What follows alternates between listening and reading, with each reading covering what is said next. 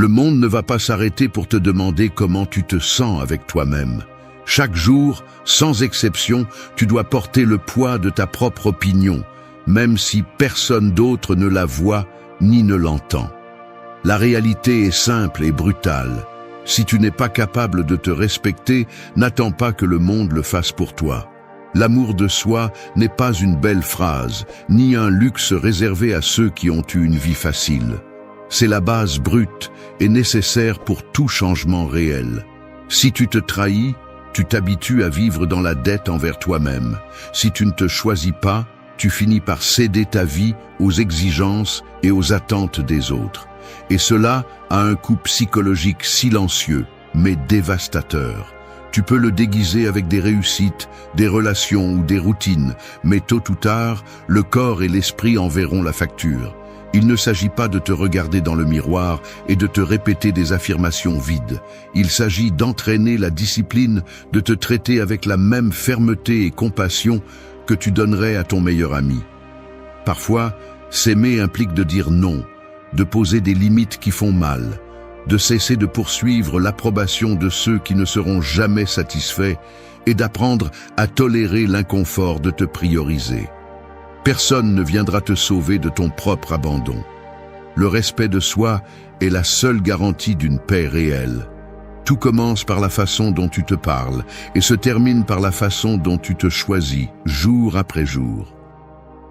1. Reconnaissez votre propre valeur. La vérité est que personne ne viendra vous sauver. Personne ne vous donnera la permission d'exister avec dignité.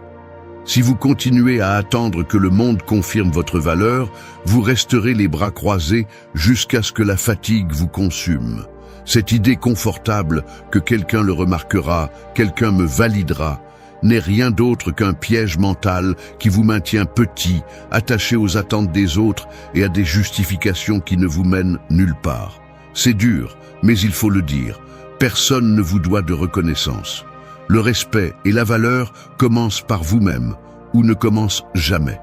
Si vous continuez à vous voiler la face devant votre propre poids dans la vie, tout ce que vous réussissez à faire, c'est accumuler une dette émotionnelle envers vous-même, chaque jour plus lourde, chaque jour plus difficile à rembourser.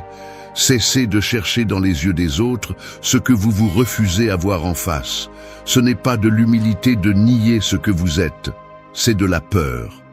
Peur de ne pas s'intégrer, peur de déranger, peur que votre voix résonne au-delà de ce qui est permis. Mais cette fausse modestie n'est qu'un autre masque, un filtre qui déforme tout le bien que vous pourriez reconnaître en vous. L'auto-sabotage n'est pas une vertu, c'est le mécanisme le plus efficace pour vous maintenir attaché à la médiocrité. Jusqu'à quand allez-vous permettre à la critique interne d'être plus cruelle que n'importe quel ennemi externe? Si votre dialogue mental se nourrit du mépris, aucun éloge externe ne vous comblera. Personne ne peut compenser le vide que vous perpétuez vous-même avec vos propres mots. C'est vous qui décidez de votre valeur, et cette décision est quotidienne, inconfortable et souvent solitaire. Mais elle vous appartient. Si vous n'avez pas le courage de l'assumer, préparez-vous à vivre toujours à l'ombre de ce que vous auriez pu être. Ne confondez pas votre valeur avec vos réalisations, ni avec la validation que vous recevez sur les réseaux, ni avec l'approbation de votre cercle le plus proche. La valeur personnelle ne se négocie pas. Elle ne monte ni ne descend selon les succès ou les échecs du moment. Si vous vous évaluez comme un produit sur le marché de l'acceptation, vous vivez dans une enchère perpétuelle où vous n'êtes jamais assez. C'est ainsi qu'une vie fausse se construit. Une existence filtrée par l'anxiété de plaire à tout le monde, sauf à vous-même. Vous n'avez besoin de la permission de personne pour reconnaître ce que vous êtes. Personne d'autre ne peut le faire à votre place. L'amour de soi n'est pas un luxe, c'est une urgence.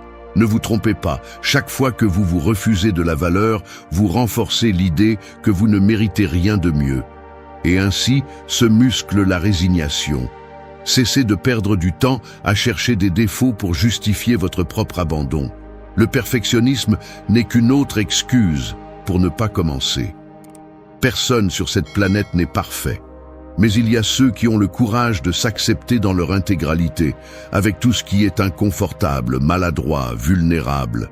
C'est le véritable acte de rébellion, se regarder sans filtre, reconnaître son histoire, ses cicatrices, ses talents et ses limites, et pourtant se dire « assez, c'est moi, et ce que je suis a de la valeur ».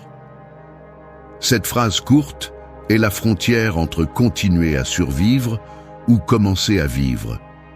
Si vous voulez vraiment changer votre vie, commencez aujourd'hui par cesser de négocier votre valeur. Ne la mettez pas en promotion, ne la donnez pas à ceux qui ne savent pas l'apprécier. Le respect de soi est la base sur laquelle tout le reste se construit. Et oui, c'est difficile de rompre avec des années de mépris de soi. C'est difficile de regarder sa propre vie sans embellissement ni excuse. Mais chaque jour que vous reportez cela, vous vous éloignez un peu plus de qui vous pourriez être. Alors décidez, soit vous vous reconnaissez, soit vous vous résignez. La différence entre ces deux chemins est abyssale. Ne vous cachez pas derrière des justifications. Choisissez votre valeur, même si personne ne vous applaudit pour cela. Personne ne le fera à votre place. 2. Prends soin de ton dialogue intérieur. Tu te lèves et presque sans t'en rendre compte, la conversation dans ta tête a déjà commencé. Parfois, c'est un murmure. D'autres fois, une condamnation. Avant même que la journée ne te donne une chance, ton esprit t'a déjà rappelé cette erreur que tu as commise la semaine dernière, t'a fait revivre chaque détail inconfortable, a énuméré tes tâches en attente et t'a murmuré avec désinvolture que peut-être tu n'es pas à la hauteur. Tu n'es même pas encore sorti du lit et tu te dois déjà une explication à toi-même. Ce dialogue intérieur, si automatique et si invisible, est le terrain où se décide une grande partie de ton destin émotionnel. Peu importe combien de mots gentils tu reçois de l'extérieur, si ta propre voix est la première à te juger et la dernière à te pardonner. Pendant que les autres voient tes efforts, tu te concentres sur tes échecs. Alors qu'à l'extérieur, il y a de la place pour l'erreur. À l'intérieur, il n'y a que des comptes à régler et des exigences qui ne sont jamais totalement satisfaites. C'est ainsi que, sans le vouloir, tu transformes ton esprit en salle d'interrogatoire où tu es toujours l'accusé et jamais le témoin en ta faveur. Le problème n'est pas d'avoir de l'autocritique, le problème est la disproportion.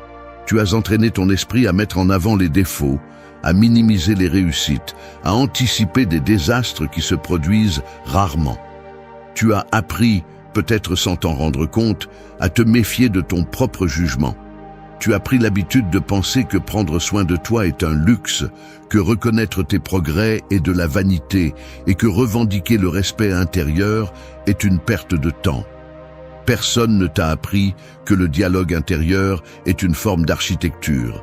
Chaque phrase que tu répètes, chaque pensée que tu laisses passer, est une brique dans la structure de ton estime de soi. Si les fondations sont faites de mépris et de doute, il est impossible de construire quelque chose dans lequel tu puisses habiter en paix. Il y a un piège subtil dans le perfectionnisme. Cela semble une barre haute, mais en réalité, c'est une punition récurrente. Tu ne te donnes pas de crédit pour ce que tu fais bien, mais tu te condamnes sans procès équitable pour ce qui ne se passe pas comme tu l'espérais. La voix intérieure qui répète « ce n'est pas suffisant » finit par peser plus que n'importe quelle critique extérieure. Cette voix devient loi, et la loi devient identité. Lorsque tu laisses ce dialogue s'installer, chaque décision, chaque pas, chaque rêve commence à passer par le filtre de l'autonégation. Ainsi, tu deviens le principal saboteur de tes propres tentatives de vivre avec dignité. Tu n'es pas tes pensées automatiques. Tu n'es pas la somme de phrases héritées des autres. Tu peux intervenir dans ce dialogue et commencer à te traiter comme tu traiterais un ami blessé. Avec honnêteté, oui, mais aussi avec compréhension. Le respect de soi commence dans l'intimité de ton esprit. Lorsque tu choisis de cesser de te punir pour ce que tu ne contrôles pas et que tu commences à reconnaître la valeur de tes efforts, même lorsque personne d'autre ne les voit.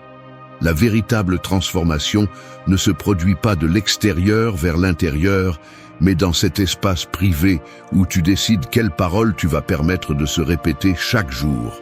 Prendre soin de ton dialogue intérieur n'est pas un acte d'égoïsme, c'est une question de survie émotionnelle.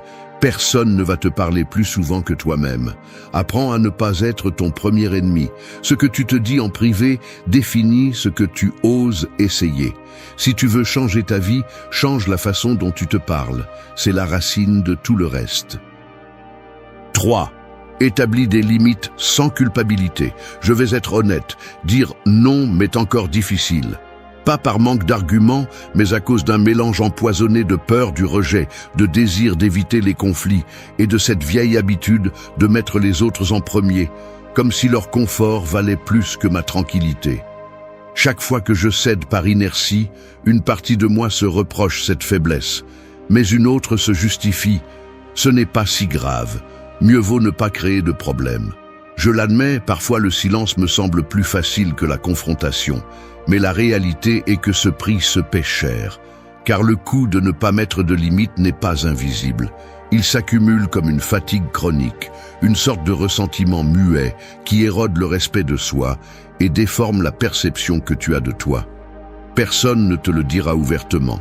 Mais chaque fois que tu permets qu'on piétine tes besoins, tu entraînes les autres et toi-même à te traiter comme quelqu'un de superflu. Et le plus nuisible, c'est qu'avec le temps, cette habitude devient partie du paysage, une règle tacite qui dicte jusqu'où tu peux aller sans déranger personne. Analysons cela en profondeur. La culpabilité de poser des limites n'est pas naturelle, elle est apprise. Elle provient d'années à entendre que faire plaisir à tout le monde est synonyme de bonté, que se refuser est de l'égoïsme, que porter ce qui ne te revient pas fait de toi une personne meilleure. Ce conditionnement te pousse à confondre la générosité avec l'auto-abandon. On t'a programmé pour te sentir mal à l'aise si tu te priorises, comme si prendre soin de toi était une trahison envers les autres. Ainsi, chaque fois que surgit le besoin de marquer une frontière, le corps réagit. Anxiété, doute, une sorte d'urgence à te rétracter avant que l'autre ne remarque ton inconfort. Mais là se trouve le cœur du problème. Tolérer le malaise des autres tout en ignorant le tien est une fracture dans le caractère. Car la véritable intégrité n'est pas de plaire à tout le monde, mais d'être fidèle à tes propres valeurs, même quand cela implique de décevoir les attentes d'autrui. La conséquence la plus grave de vivre sans limite est que ta vie devient une extension des désirs, des demandes et des rythmes des autres. Tu t'épuises à essayer d'être partout, disant oui par engagement, acceptant des charges qui ne te reviennent pas, jusqu'à ce que l'épuisement s'installe comme la norme. Et le pire, cette absence de frontières finit par façonner ton identité. Tu commences à te voir comme quelqu'un d'incapable de défendre son espace, et cette image se solidifie à chaque nouvelle renonciation à tes besoins. Ainsi s'installe le cycle. Tu cèdes pour éviter la culpabilité, tu te culpabilises d'avoir cédé et tu finis par être amer envers toi-même et envers ceux qui profitent de cet espace vide. Le cercle ne se brise que lorsque tu comprends que poser des limites n'est pas un acte d'agression, mais une déclaration de valeur. Chaque limite est une ligne qui protège ce que tu as construit intérieurement. C'est dire au monde, voici qui je suis, cela je ne négocie pas. Il est vrai que la culpabilité va apparaître, surtout si tu n'as jamais été ferme dans tes décisions. Mais cette culpabilité n'est qu'un résidu d'anciens apprentissages, pas un signe que tu fais quelque chose de mal. Le respect de soi se mesure à la capacité de maintenir une limite, même quand personne ne l'applaudit. Si tu t'habitues à te trahir pour plaire, tu finis par être un invité de seconde zone dans ta propre vie. Personne ne te remerciera pour le sacrifice que tu fais en silence. Seul toi peux décider de briser ce schéma. Souviens-toi de ceci, celui qui ne sait pas poser des limites finit par être une limite pour lui-même. Protège-toi de la culpabilité inutile. Choisir tes frontières, c'est te choisir toi. 4. Permette-toi de te reposer et de dire non. Un moteur en marche sans pause finit par griller, peu importe sa puissance. Il y a des jours où tu agis comme si ta vie était cette machine. Tu accélères, tu réponds, Tu soutiens, tu t'exiges et tu t'épuises, comme si t'arrêter était un luxe réservé aux autres. Le corps le ressent d'abord, le poids dans la nuque, la mâchoire serrée, les mains froides ou tremblantes, même si personne ne le remarque. Tu continues d'avancer, peut-être avec un sourire, mais à l'intérieur, la fatigue s'étend comme une tache d'huile, silencieuse et persistante. Dans ce rythme, le repos devient une menace, presque un péché, comme si s'arrêter pour respirer était trahir l'image de force que tu as tant travaillé à construire. Tu te répètes que tu te reposeras plus tard, que ce n'est pas le moment, que dire non décevra quelqu'un, et ainsi tu reportes indéfiniment la pause que ton esprit et ton corps te suppliquent. Il est facile de se laisser entraîner par l'inertie de l'auto-exigence, surtout quand le monde récompense ceux qui ne disent jamais stop. Mais ce que personne ne te dit, c'est que cet effort supplémentaire a un coût invisible. Chaque fois que tu te refuses le droit de te reposer, tu envoies à ton subconscient le message que ta valeur dépend uniquement de ton utilité. Ainsi, la fatigue devient une sorte d'armure rouillée, lourde et rigide, qui peu à peu te sépare de ta véritable vitalité. L'acte de dire non, de marquer ton propre rythme, de te permettre une trêve, n'est pas une faiblesse. C'est le signe le plus clair de respect envers toi-même. La véritable dignité réside dans la reconnaissance de tes limites, pas dans leur ignorance jusqu'à l'effondrement. Dans le quotidien, cela se voit dans de petits gestes révélateurs. Le oui automatique lorsque l'on te demande des services que tu ne peux pas ou ne veux pas rendre. L'agenda saturé d'engagements qui ne te comble pas. Le téléphone qui ne s'éteint jamais. L'expression fatiguée que tu essaies de maquiller chaque matin. Tu t'habitues tellement à aller à l'encontre de ton besoin de pause que, lorsque tu te retrouves enfin en silence, tu ressens de la culpabilité ou de l'anxiété, comme si tu volais du temps à quelqu'un de plus important. Mais personne ne viendra te rendre les heures de repos que tu as offertes par peur de décevoir. Personne ne peut réparer l'usure interne que provoque le fait de vivre au rythme des attentes des autres. Permettre le repos est plus que de s'allonger quelques heures, c'est désactiver le pilote automatique qui t'a entraîné à plaire et à performer toujours. C'est regarder en face la fatigue accumulée, accepter que tu ne peux pas tout faire et cesser de te punir de ne pas être inflexible. Le permis de dire non est une déclaration silencieuse mais puissante. Je me choisis, même si tu ne comprends pas pourquoi. Et cela, même si tu ne le vois pas, est la graine d'une force beaucoup plus réelle que la résistance forcée. Se reposer n'est pas abandonner la lutte, c'est se préparer à vivre vraiment. Il y a une phrase qui ne manque jamais. Le repos est un droit, pas une récompense. Dire non à ce qui t'épuise, c'est dire oui à ta santé mentale et physique. Fais-le sans peur, sans demander pardon. Celui qui ose se reposer montre qu'il se respecte. Et celui qui se respecte au final est toujours mieux équipé pour se soutenir et soutenir les autres. La vie ne consiste pas à arriver le premier, mais à arriver entier. 5.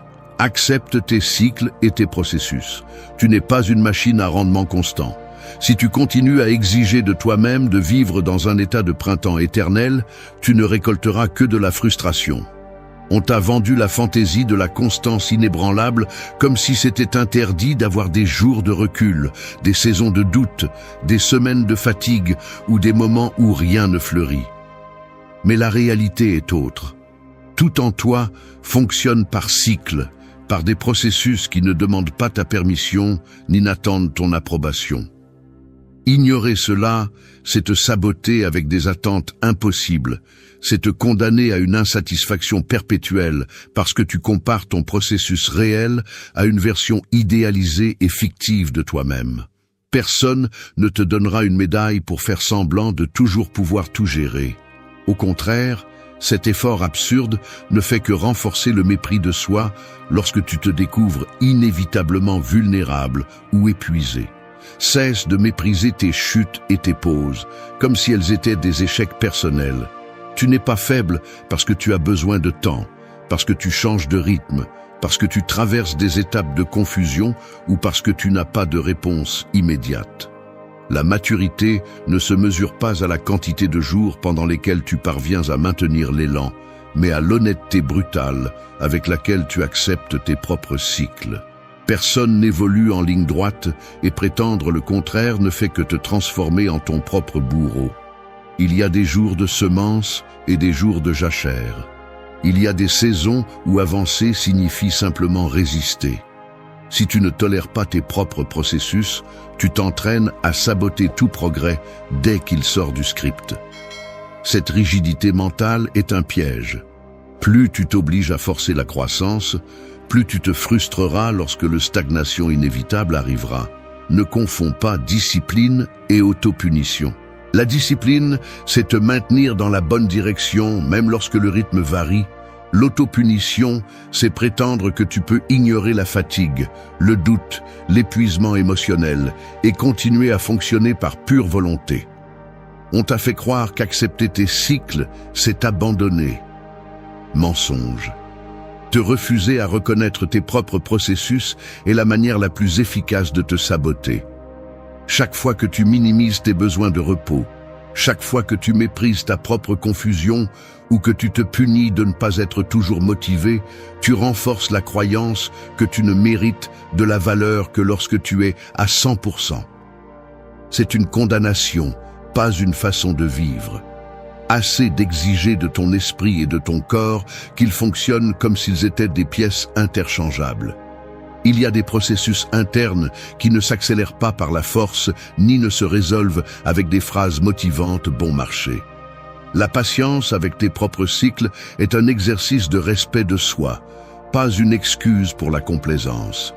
Celui qui ne sait pas attendre son propre temps finit par haïr ses pauses, et celui qui haït ses pauses ne supporte pas ses propres chutes. La résilience se cultive dans l'acceptation inconfortable de chaque moment, pas dans la négation obstinée de la réalité. Cesse de te mentir. Tu ne faillis pas en avançant lentement, ni en ayant besoin de t'arrêter, ni en te sentant perdu de temps en temps. Tu faillis lorsque tu transformes l'auto-exigence en ta seule boussole. Personne ne peut mener une vie pleine s'il se refuse le droit d'être incomplet, de changer de rythme, d'évoluer à sa manière. Tu n'es pas moins digne les jours où tu recules, ni plus précieux les jours où tu avances sans trébucher. Accepter tes cycles est l'acte le plus basique et en même temps le plus difficile d'amour de soi. Celui qui ne respecte pas son processus finit par se détruire de l'intérieur. Ne te trahis pas avec le poison de la comparaison ni avec l'arrogance de la perfection. Ton rythme t'appartient et le premier signe de véritable force est de cesser d'en avoir honte. 6. Redéfinis tes blessures. Tes blessures ne sont pas une condamnation, mais si tu refuses de les regarder en face, elles se transforment en chaînes invisibles qui dictent tes décisions, tes limites, même tes idées sur l'amour-propre. Il est inconfortable de l'accepter, la douleur que tu traînes, les humiliations, les pertes, les trahisons et les déceptions qui s'accumulent dans ton histoire, ne s'évaporent pas simplement en les ignorant ou en te déguisant en force superficielle. Au contraire, ce que tu nies s'incruste. Ce que tu caches finit par gouverner chaque partie de ta vie depuis les ombres de ton inconscient. Il est plus facile de faire semblant que rien ne t'a marqué, que tu es imperméable, que les vieux coups n'ont laissé aucune trace. Mais cette histoire n'est qu'une anesthésie temporaire. Tôt ou tard, ce qui n'est pas résolu s'infiltre dans la façon dont tu te parles, dans la manière dont tu te lies aux autres, dans les opportunités que tu te permets ou que tu te refuses. Le mécanisme est subtil mais dévastateur. Lorsque tu associes tes blessures à la honte, tu les transformes en preuve de ta prétendue faiblesse, en raison de te cacher ou de te durcir jusqu'à l'insensibilité. Ce récit est un filtre déformé. Tu te vois comme un projet défectueux, comme quelqu'un qui doit déguiser son histoire pour pouvoir s'intégrer. C'est là que la blessure se transforme en identité et le passé devient une cage émotionnelle. Tu ne t'en rends pas compte, mais tu commences à te définir davantage par ce qui t'a fait mal que par ce que tu as fait de cette douleur. Et c'est la plus grande des erreurs. Le traumatisme n'est pas ta carte de visite, ni la cicatrice une marque d'incapacité. Le sens de ta blessure, C'est toi qui le décides, pas celui qui te l'a infligé, ni les circonstances qui l'ont provoqué. Redéfinir tes blessures est un acte de brutalité honnête. Il ne s'agit pas de romantiser la souffrance, ni de chercher un but rédempteur à tout ce qui t'a fait mal. Il s'agit de reconnaître que ce qui t'a brisé t'a aussi appris à te reconstruire différemment. Chaque déception t'a obligé à revoir tes attentes. Chaque abandon t'a montré tes vides et t'a défié de les combler par toi-même. Chaque fois que l'on t'a fait défaut, tu as appris, peut-être à la dure, où se trouvaient les limites de ta tolérance et la nécessité de protéger ta dignité. Cela ne gomme pas l'injustice de ce que tu as vécu, mais cela te donne le pouvoir sur l'interprétation de ta propre vie. Personne ne peut te retirer le droit de redéfinir ton expérience. Ce qui te pèse aujourd'hui peut demain être la base de ta force, si tu choisis de ne pas perpétuer le rôle de victime.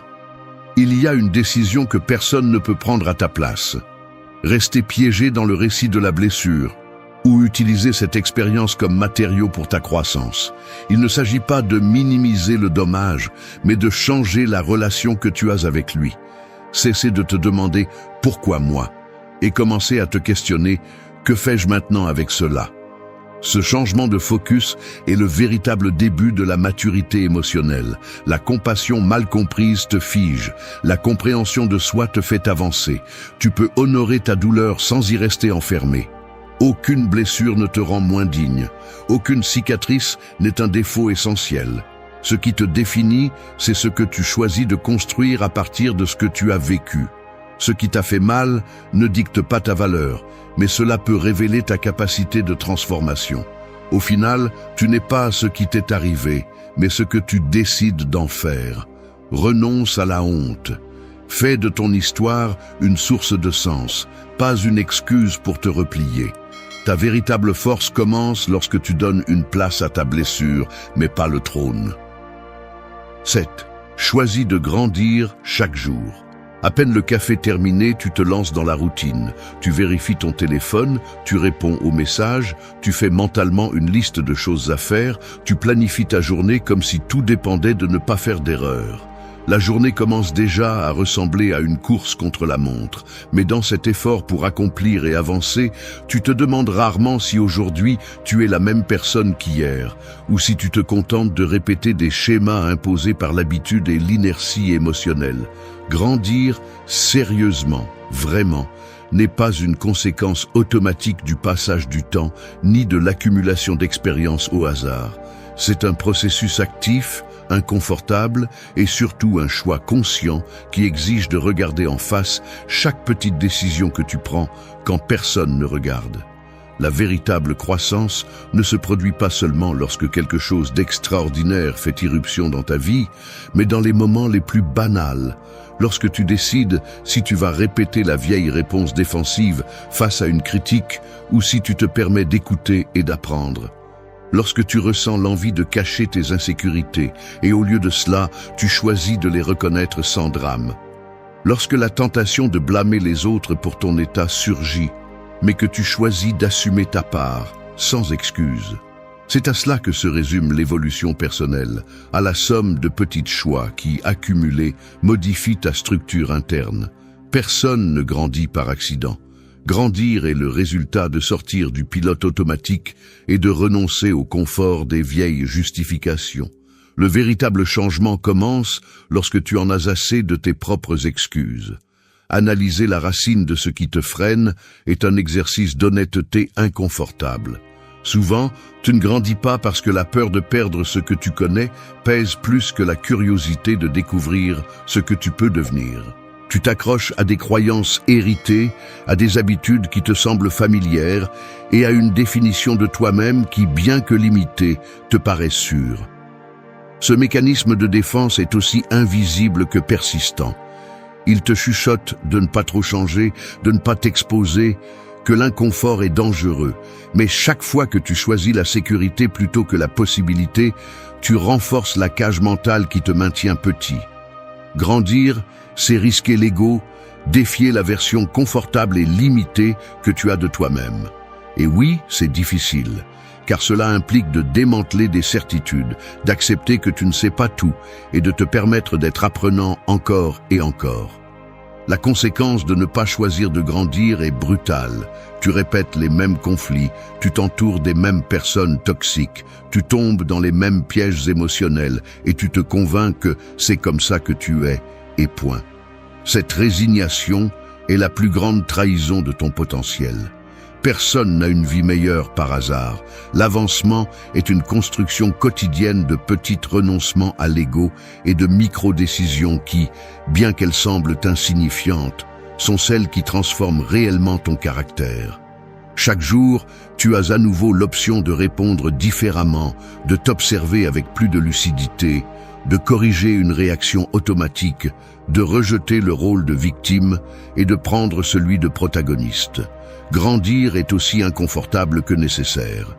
Et parfois, cela ne se remarque qu'en rétrospective, lorsque tu regardes en arrière et que tu réalises que tu n'agis plus depuis la même peur, ni que tu ne répètes les mêmes justifications. La ligne emblématique d'aujourd'hui, grandir fait mal, mais rester le même fait beaucoup plus mal. Ne confonds pas confort avec bien-être, ni répétition avec cohérence. Chaque jour où tu choisis de ne pas avancer, tu renforces le muscle de la résignation. La croissance ne demande pas de permission. Elle exige que tu t'engages envers ta meilleure version, même si cela signifie laisser derrière ce qui te protégeait hier. Choisir de grandir est un investissement inconfortable, mais c'est le seul qui ne se dévalue jamais. Ne t'habitue pas à vivre en mode survie. Choisis de grandir, même quand personne ne le remarque. C'est cela, la maturité. 8. Aime depuis ton authenticité. J'ai du mal à l'admettre, mais parfois je sens que j'ai passé des années à offrir des versions éditées de moi-même, même dans les relations les plus proches. Je me surprends à moduler ma voix, à choisir mes mots avec précaution, à cacher mes opinions pour ne pas déranger, et même à forcer des sourires qui n'atteignent pas mes yeux. Je vois mes propres gestes dans le reflet d'une fenêtre. Je reconnais cette tension dans mes épaules quand je tais ce que je veux vraiment dire. Le corps réagit avant l'esprit, la mâchoire serrée, cet air contenu dans la poitrine, le regard qui évite le contact direct. C'est une chorégraphie répétée pendant des années, poussée par la peur de ne pas être assez, ou pire encore, d'être trop. Aimer depuis cet endroit est une tâche épuisante et surtout solitaire, car chaque fois que tu sacrifies un morceau de ton authenticité, ce que tu donnes n'est plus de l'amour. C'est une version mutilée de toi-même négociant l'approbation. La vérité brutale est que personne ne peut soutenir une relation saine si d'abord il ne se soutient pas lui-même dans le quotidien. Aimer depuis l'authenticité n'est pas un acte romantique, c'est une discipline quotidienne qui se reflète dans les plus petits détails, dans la manière dont tu écoutes sans feindre l'intérêt, dans le geste posé de dire ce que tu penses vraiment même si ta voix tremble, dans le silence que tu choisis quand tu n'as pas de réponse, dans la permission de demander de l'espace sans te sentir égoïste. Cela se voit dans les détails. Une main qui ne s'accroche pas, un rire qui ne demande pas la permission, un regard qui ne cherche pas l'approbation sur le visage de l'autre. C'est cesser d'interpréter un rôle pour commencer à habiter ta propre vie. L'authenticité dérange parce qu'elle te laisse sans déguisement.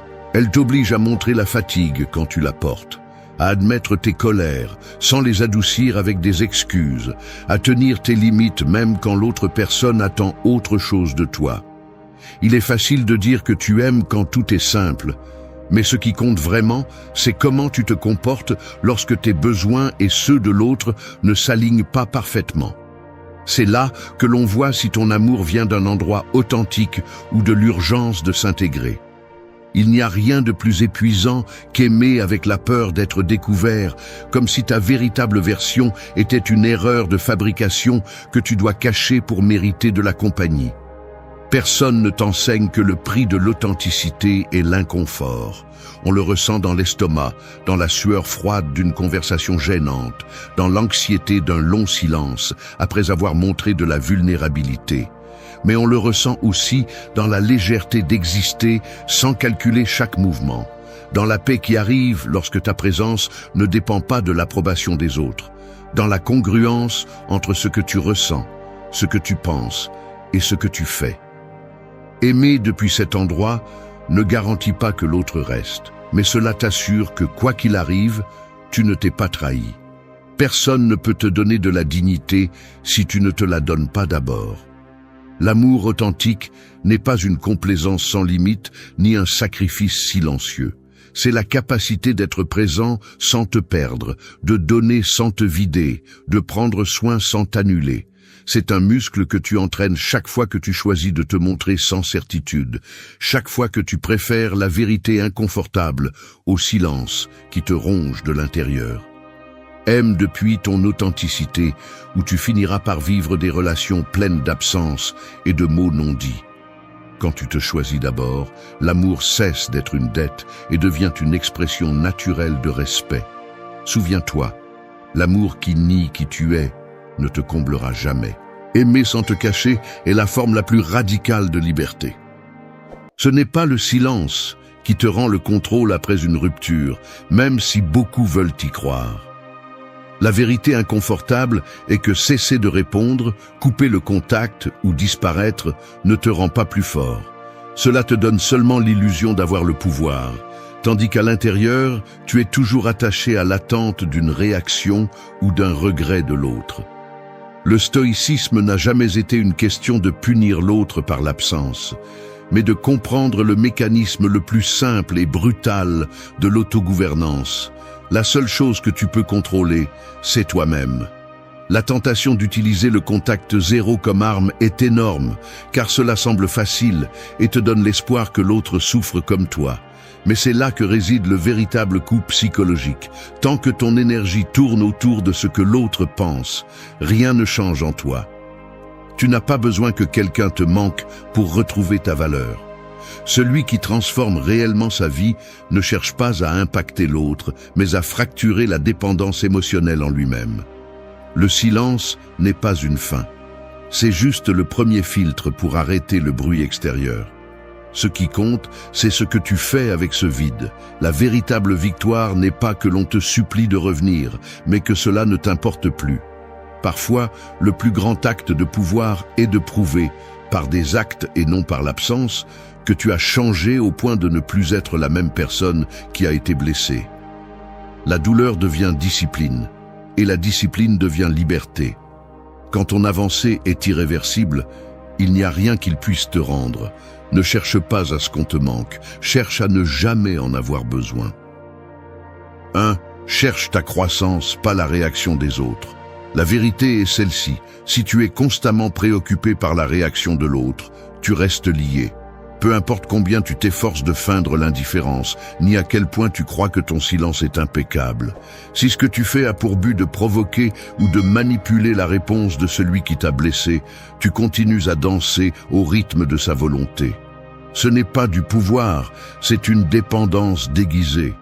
Grandir, ce n'est pas attendre que l'autre ressente ton absence, ni alimenter la fantaisie que son monde s'effondre parce qu'il ne t'a pas. Ce compte, seul ton ego blessé y croit, celui qui a besoin de validation et de vengeance parce qu'il n'a pas encore compris où se trouve la véritable force. La croissance n'est pas un spectacle, ni une punition, ni une revanche. C'est un processus silencieux, parfois brutalement inconfortable, qui ne se négocie pas avec l'espoir que l'autre se repente ou revienne à genoux. Il ne s'agit pas de savoir qui ignore le mieux, ni qui fait le plus souffrir. Il s'agit de rompre l'addiction à la reconnaissance des autres, de cesser de mesurer ta valeur par des réactions extérieures, de lâcher la fantaisie du contrôle. Si ton contact zéro n'est qu'un déguisement pour ta colère et ton besoin d'approbation, la seule chose que tu obtiens est de te cramponner à la même blessure. La liberté n'arrive pas parce que l'autre souffre, mais parce que tu cesses de nécessiter une réaction de sa part. La mentalité stoïque n'est pas de cesser de ressentir, mais de cesser d'obéir à l'impulsion de punir ou de manipuler les autres par ton comportement. Si ta guérison dépend de ce qui se passe en dehors de toi, alors ta vie reste hypothéquée à des décisions que tu ne contrôles pas. Voilà le piège. Tu préfères investir de l'énergie à imaginer comment se sent l'autre, plutôt que de faire face au travail difficile de te transformer. N'es-tu pas fatigué de déléguer ton bien-être à quelqu'un qui a déjà prouvé qu'il ne sait pas le préserver? Ton pouvoir n'est pas dans l'impact que tu as sur l'autre, mais dans la distance que tu parviens à mettre entre tes actions et ses attentes. Il y a une phrase que tu dois te rappeler. Ta croissance t'appartient, la réaction de l'autre est sans importance. Personne ne peut te retirer ce que tu construis vraiment à l'intérieur, peu importe combien il l'ignore, le critique ou le méprise. Le silence n'est utile que lorsqu'il est un espace pour entraîner ton caractère, pas lorsqu'il est un cri déguisé. Cesse de te mentir. Perdre du temps à attendre la réaction des autres ne fait que retarder ton progrès. La seule dette en suspens est envers toi-même. Tu veux un vrai pouvoir. Entraîne ton esprit à cesser de nécessiter les applaudissements ou les pleurs de celui qui ne compte plus. Cesse de mendier des miettes de réaction. Commence à construire des fondations d'intégrité. La croissance qui compte est celle qui te libère, pas celle qui te lie à une attente éternelle. 2. Concentre ton énergie sur ta transformation. Tu es surpris de te voir répéter les mêmes rituels quotidiens. Tu vérifies ton téléphone discrètement, tu repasses mentalement chaque mot que tu as dit ou que tu as omis de dire, tu cherches des signes dans les messages absents. Peut-être que tu passes devant le miroir et tu te demandes si ton visage reflète le calme que tu essaies de montrer, tandis qu'à l'intérieur, tu es toujours coincé dans un combat invisible. Ce n'est pas seulement le silence qui pèse, mais l'énergie que tu continues d'investir dans ce qui n'est plus là. Cette énergie est une ressource finie, et souvent, tu la dépenses à alimenter une histoire où tu es la victime ou le bourreau, mais rarement le protagoniste de ta propre transformation. Le vrai travail commence lorsque tu cesses de regarder vers l'extérieur et que tu te demandes, avec une brutalité honnête, dans quoi tu as investi tes jours. Le piège le plus courant est de croire que guérir dépend du temps ou de l'oubli, alors qu'en réalité, cela dépend de ce sur quoi tu choisis de concentrer chaque pensée, chaque réaction, chaque petit acte qui te définit.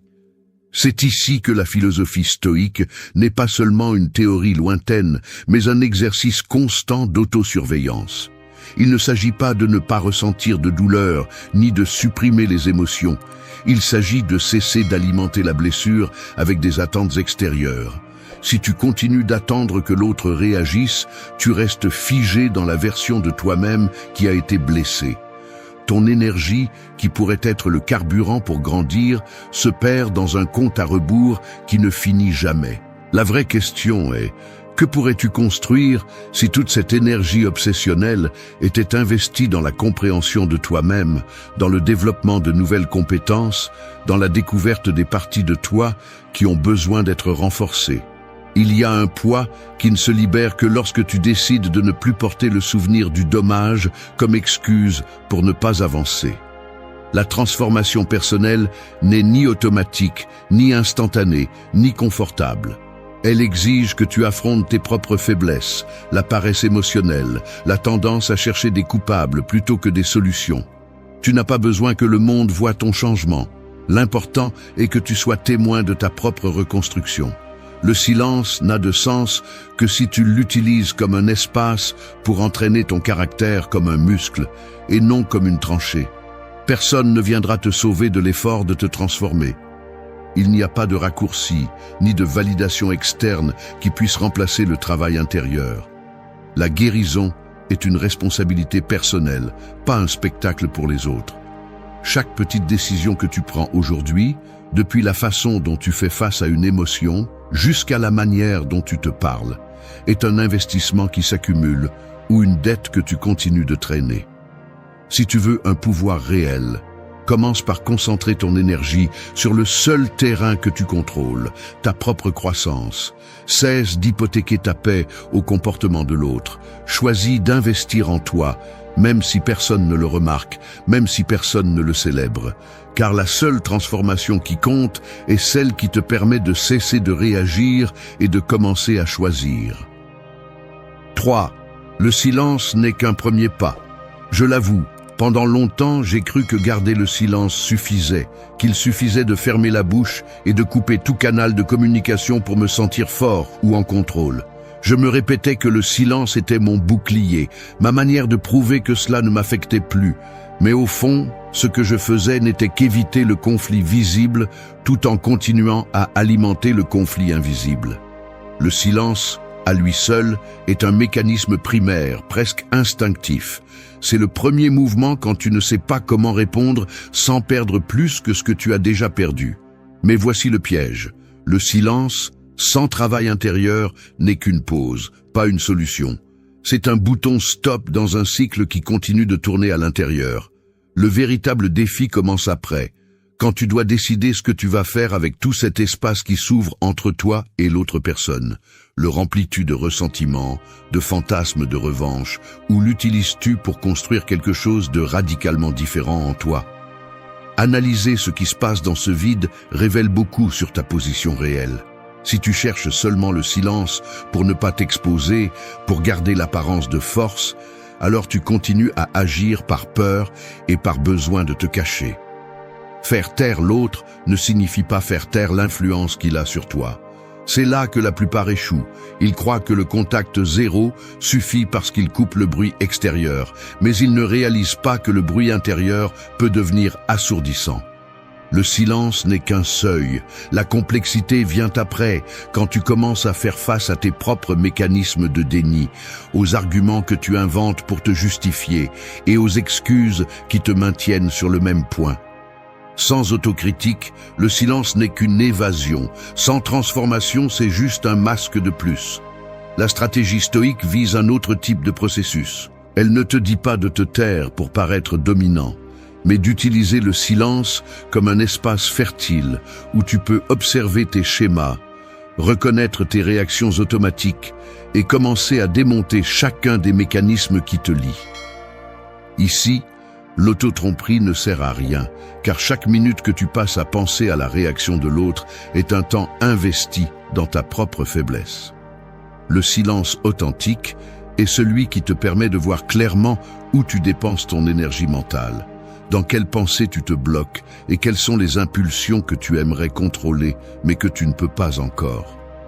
Transformer le silence en quelque chose d'utile implique une séquence inconfortable de décisions. Choisir quelles pensées méritent ton attention, identifier les pièges de ton propre discours intérieur, cesser d'alimenter la narration de victime ou de justicier.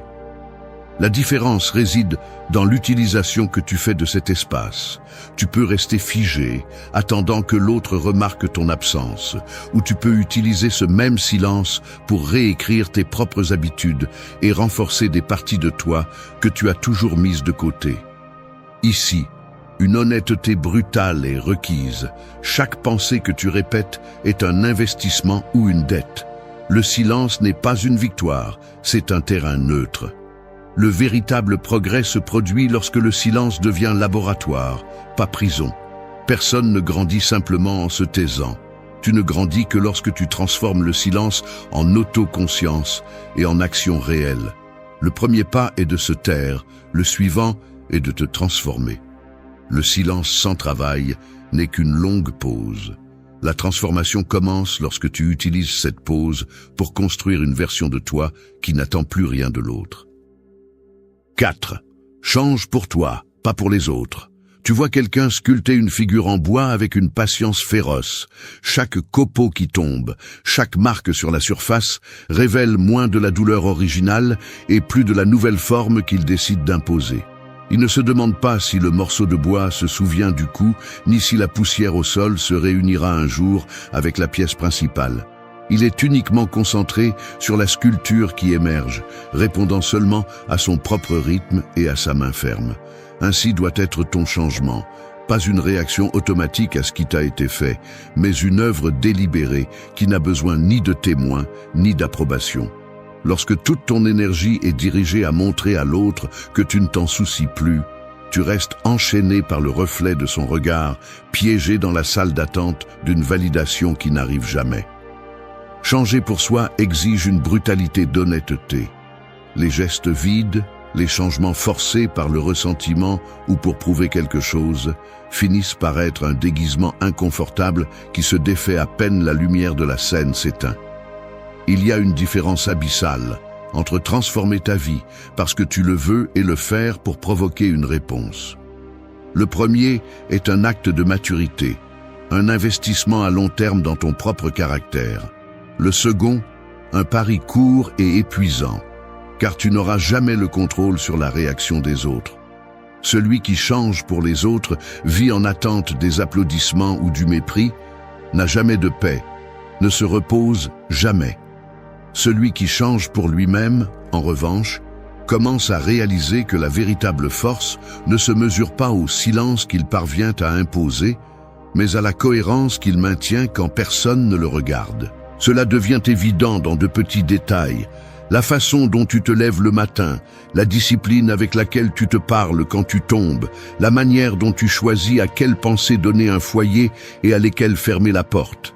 Le changement réel est privé et parfois silencieux jusqu'à l'invisibilité. Il n'exige pas que le monde l'observe ni que le passé le reconnaisse. L'ironie est que plus tu t'obsèdes sur l'impact que ta transformation peut avoir sur l'autre, moins ton processus est authentique et plus ton avancée devient fragile. La croissance qui compte ne laisse pas de place au théâtre. Si tu veux la liberté, lâche la nécessité que quelqu'un d'autre le remarque. Change pour toi, même si personne ne t'applaudit. C'est la ligne qui sépare celui qui se libère de celui qui reste lié au cycle des attentes des autres. Arrête de regarder vers l'extérieur en cherchant une réaction. Regarde à l'intérieur et demande-toi si le chemin que tu prends contribue à ta propre intégrité, si la discipline que tu cultives naît de la conviction ou du ressentiment. La douleur, quand tu l'utilises bien, est l'outil avec lequel tu sculptes une version de toi-même qui ne dépend pas de la mémoire du dommage. Ne poursuis pas l'écho de ton absence dans la vie des autres. Sois présent dans ton propre processus. La transformation authentique n'a pas besoin de public. C'est le seul changement qui ne se renverse pas. 5.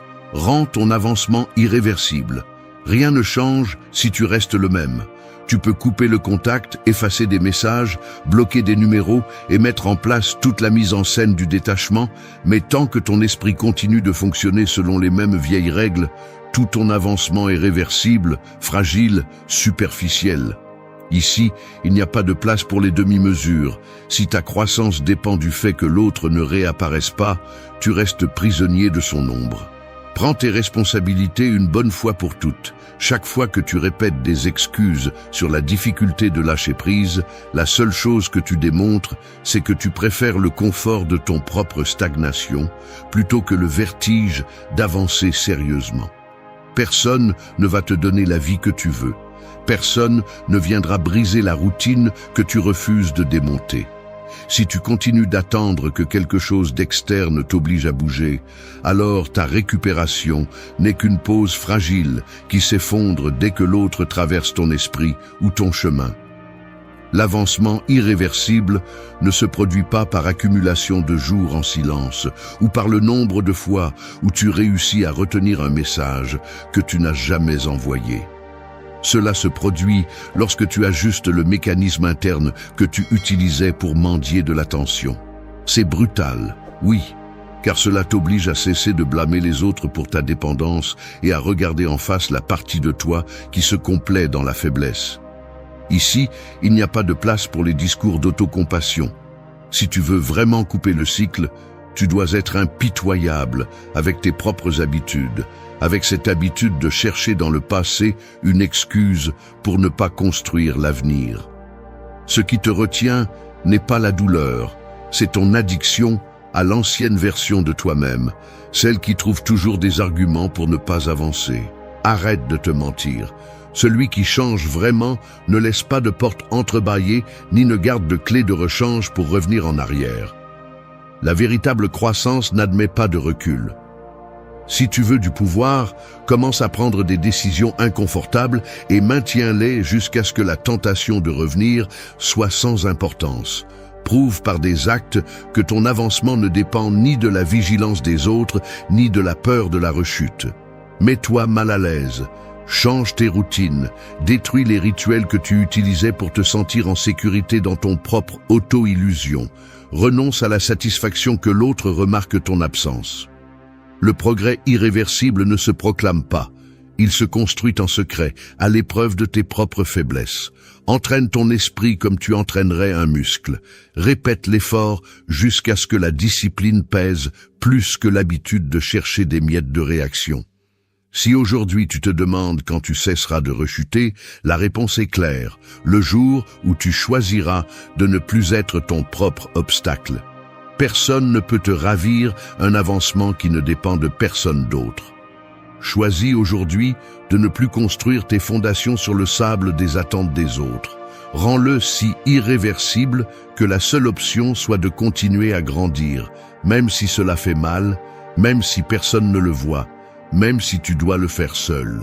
Car c'est seulement ainsi que l'avancement cesse d'être un geste et devient ta nouvelle nature. 6. Laisse derrière toi le besoin d'approbation. La vérité inconfortable est celle-ci. Tant que tu cherches l'approbation, tu restes prisonnier. Peu importe combien tu t'efforces de prouver que cela ne t'affecte plus, ni à quel point ton indifférence est convaincante, si au fond tu as besoin de reconnaissance ou de validation, ta liberté n'est qu'une illusion. Il y a un piège silencieux dans ce besoin. Il te convainc que ta valeur dépend du regard des autres, que tu n'es suffisant que si quelqu'un d'autre le confirme. Ainsi, chaque avancée personnelle est contaminée par l'attente d'être vue, applaudie ou même remarquée. C'est une dette émotionnelle qui ne se termine jamais de se payer et qui consomme ton énergie par petites doses quotidiennes, te volant l'autonomie que tu cherches à construire. Le véritable conflit se déroule en toi. Une partie de ton esprit comprend que tu devrais avancer uniquement pour toi. Mais une autre partie continue d'attendre des signaux externes, un geste qui valide ton processus. Cette contradiction interne est épuisante, une sorte de filtre déformant qui altère chaque réalisation personnelle et la rend incomplète. Le mécanisme est subtil, presque automatique. Chaque fois que tu parviens à résister à l'impulsion de chercher un contact, chaque fois que tu maintiens le silence, apparaît la fantaisie que l'autre observe ta transformation, qu'il reconnaît ce que tu as perdu ou ce qui t'a coûté d'arriver ici. Mais cette pensée révèle la dépendance que tu n'as pas coupée. C'est comme si tu avais un compteur invisible qui ne compte des points que si l'autre les regarde. La vérité est que personne ne peut remplir ce vide pour toi et continuer à attendre qu'il le fasse est une forme d'auto-sabotage. Accepter cela est inconfortable car cela t'oblige à regarder en face la partie la plus fragile de ton estime de soi. C'est là que la philosophie stoïque frappe avec toute sa brutalité. Tu n'as aucun contrôle sur l'opinion des autres, ni sur leurs émotions, ni sur le récit qu'ils construisent sur toi. La seule chose que tu peux gouverner est ta réponse, ton processus, ta reconstruction interne. Chaque fois que tu te surprends à imaginer comment l'autre réagirait à ton changement, chaque fois que tu ressens une douleur en ne recevant pas de reconnaissance, souviens-toi de cela. La vraie valeur ne dépend pas de témoins. Tu n'as pas besoin d'un public pour devenir quelqu'un de différent. Tu as besoin de discipline pour cesser de la chercher. L'entraînement commence lorsque tu décides de cesser d'alimenter ce mécanisme automatique de recherche d'approbation. Cela peut faire mal, car cela signifie accepter que la solitude fait partie du processus et que ton avancée devra se soutenir sans applaudissements, sans réponse, sans garantie d'être remarqué. Mais c'est la seule liberté qui ne se renverse pas, lorsque ton standard n'est plus défini par le reflet que tu reçois, mais par la cohérence entre ce que tu penses, ressens et fais. Personne ne va te rappeler chaque jour ce que tu vaux, ni célébrer tes petites victoires internes. Si tu veux un pouvoir réel, entraîne ta capacité à avancer seul, même si personne ne le voit, même si personne ne le reconnaît. Ta liberté commence là où se termine le besoin d'approbation. Laisse derrière toi cette dette et deviens le maître de ton propre processus. 7. La paix intérieure est ton véritable objectif. Tu te réveilles et la première chose que tu remarques n'est pas le silence dans la chambre, mais cette inertie mentale qui te pousse directement vers ton téléphone. Tu vérifies les notifications, tu cherches des signes. Tu fais mentalement le bilan de ce que tu n'as pas dit, de ce que tu as gardé pour toi. À ce moment-là, la prétendue tranquillité du contact zéro se révèle être une façade. Derrière l'écran éteint, une anxiété déguisée en autocontrôle continue de battre. C'est ici que l'objectif réel se confond. Souvent, l'impulsion de couper la communication devient une stratégie pour obtenir la paix. Mais en pratique, cela ne fait que reporter le conflit intérieur. L'erreur la plus courante est de croire que cesser d'interagir avec l'autre équivaut à ne plus porter le poids de la relation. L'esprit, pendant ce temps, continue de fonctionner selon le même schéma. Attente, déception, évaluation constante de ce que l'autre pourrait penser ou ressentir. Ainsi, même si tu sembles serein à l'extérieur, ton énergie reste hypothéquée à un résultat extérieur que tu ne pourras jamais garantir. En analysant le mécanisme sous-jacent, il est clair que la recherche de paix à travers le silence n'est rien d'autre qu'une distraction. Le stoïcisme le prévient avec brutalité. La paix ne dépend pas de l'élimination des stimuli, mais du changement de la relation que tu as avec eux. Si tes décisions continuent d'être dictées par l'espoir que l'autre réagisse, alors tu n'as pas rompu le cycle, tu l'as seulement maquillé. La prochaine étape logique est de tourner le regard vers l'intérieur et de te poser les questions inconfortables. Quelle partie de toi a encore besoin de preuves externes pour se rassurer? Combien de temps vas-tu encore investir à soutenir cette attente invisible? La paix intérieure ne se construit pas en fuyant les déclencheurs, mais en affrontant l'habitude de chercher validation à la mauvaise source. C'est un exercice de désarmement mental. Identifier combien de fois par jour ta tranquillité dépend de quelque chose qui échappe à ton contrôle, et à partir de là, rediriger l'attention et l'énergie vers ce que tu peux réellement façonner. La conséquence de ne pas faire ce travail est de vivre dans une sorte de prison volontaire, où chaque réaction des autres devient un examen qui ne finit jamais. Tu deviens esclave d'un résultat qui, au fond, n'a jamais été entre tes mains. Le véritable progrès n'est pas de cesser de parler à quelqu'un, mais de cesser de te parler à toi-même depuis le besoin d'être remarqué. L'objectif final n'est pas le silence extérieur, mais la stabilité intérieure, que ton humeur ne fluctue pas au rythme de ce que les autres décident ou ignorent. La paix intérieure commence lorsque tu cesses de mesurer ta valeur par ce qui se passe à l'extérieur. C'est la ligne qui sépare l'auto-illusion de la véritable liberté. La seule stratégie efficace est d'entraîner l'esprit à ne pas réagir à chaque stimulus externe, mais à choisir, avec discipline, dans quelles pensées et émotions tu vas investir ton attention.